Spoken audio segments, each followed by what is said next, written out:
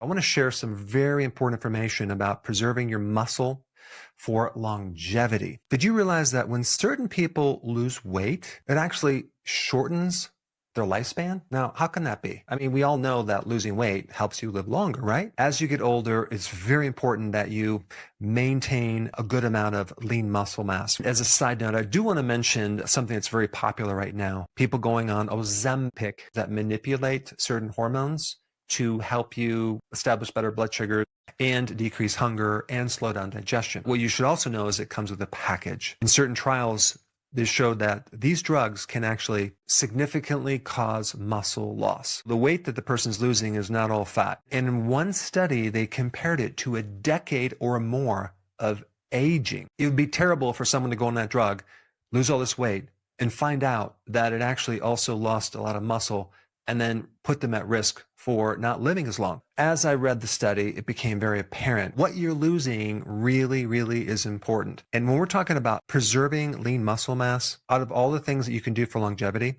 that is at the top of the list. Muscle loss actually starts for most people in their 30s. That's right. We have this peak muscle mass, let's say, 18, 19, 20 years old. And then in your 30s, it starts to kind of slightly go downward. I want to mention sarcopenia for a second because this is age-related muscle loss. And one of the ways they define it is that when you lose 20% or more of your muscle, that would be considered sarcopenia. Muscle helps regulate blood sugar. Muscle supports your metabolism and how you metabolize energy. When people start developing this sarcopenia, their risk for diabetes goes up, their risk for immune problems goes up, their overall mortality, the risk of dying goes up as well. On average, an 80-year-old will lose about 50% of their muscle. However, I am going to explain how you can avoid that. Of course, one of the most important things you can do for your muscle is called exercise, right? Did you realize that inactivity can decrease your muscle mass? How many people are sitting on their couch just like watching a lot of TV after they retire and they pretty much don't exercise anymore? The worst thing you can do for your muscles is not move. And the other point about that is, of course, you want to have the raw material to build proteins. So that would be grass-fed. Red meat is at the top of the list. But what do they tell you to avoid as you get older, right? Avoid red meat because it's going to cause cancer.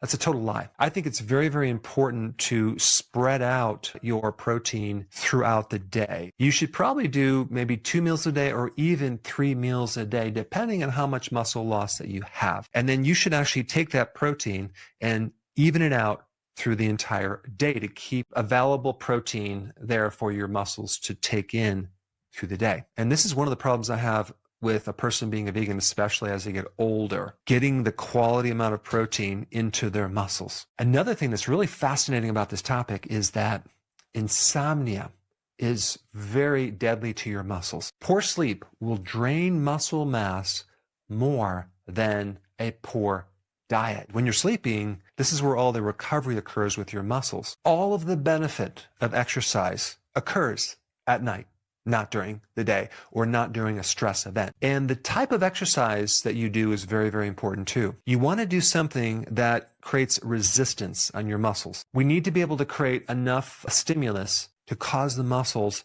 to react and adapt to that stress. And resistance training is the most important secret to reversing age-related muscle loss. This should be a priority for you as you get older. It's very important. Regular resistance training, regular strength training. Your fat is a reserve for energy. Your muscle also has a reserve. And this is why your body can fast for a period of time. It could not eat for days or weeks. Where is it getting the protein?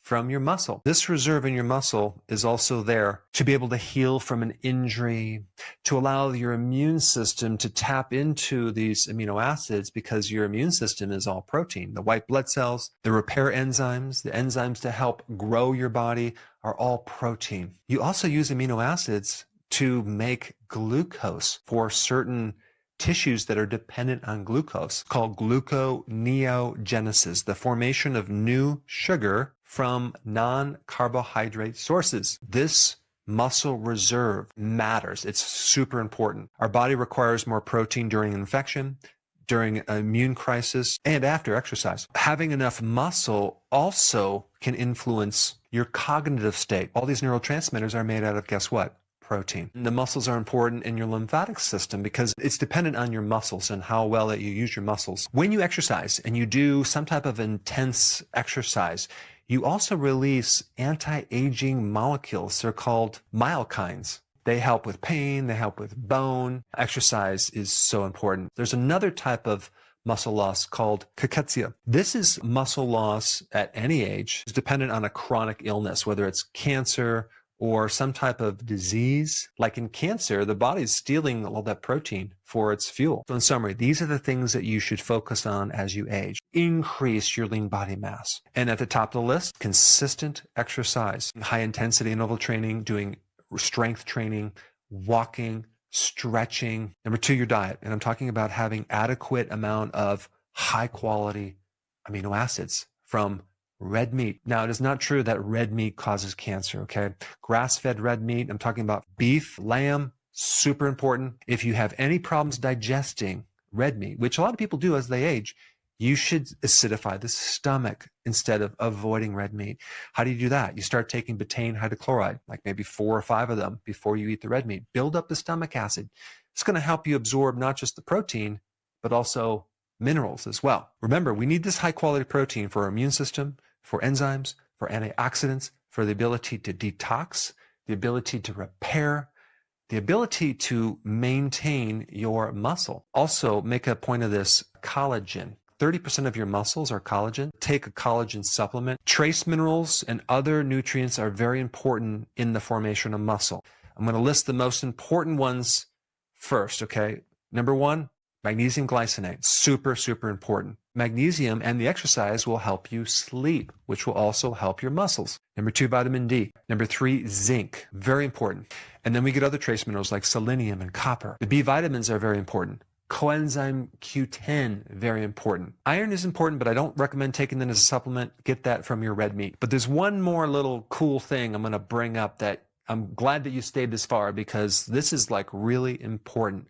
I recently went from 185 to 191 pounds, and it was all muscle. And I didn't change anything but one thing. There's a certain type of cultured microbe that you can make, and the microbe you would use is called L. reuteri. I did a whole video on this, but this microbe has some fascinating research with increasing oxytocin, which is going to decrease stress, it's going to help your sleep, but also there's some amazing data that it can increase muscle stem cell. And I think it's doing it for myself, and I'm going to keep doing this. And if you haven't seen the video of me talking about it, I'm going to put it up right here. Check it out.